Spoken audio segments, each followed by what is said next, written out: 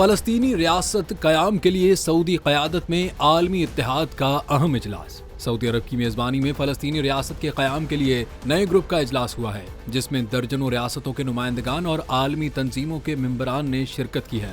गुज़िश्ता माह अक़वाम मुत्तहिदा इजलास के मौके पर सऊदी अरब ने नए आलमी इत्तेहाद का ऐलान किया था। सऊदी दारुल हुकूमत रियाज में 2 रोज़ा इजलास में 90 रियासतें और आलमी तंजीमें हिस्सा ले रही हैं। इजलास में सऊदी वजीर खारजा शहजादा फैसल बिन फरहान आले सऊद ने खिताब में कहा कि गजा में इंसानी सूरत हाल तबाहकुन है। शुमाली गजा की नाकाबंदी की मजम्मत करते हैं। फलस्तीनी अवाम को उनकी सरजमीन से बेदखल करने की मजम्मत करते हैं। इसराइल फलस्तीनियों की नस्लकुशी कर रहा है।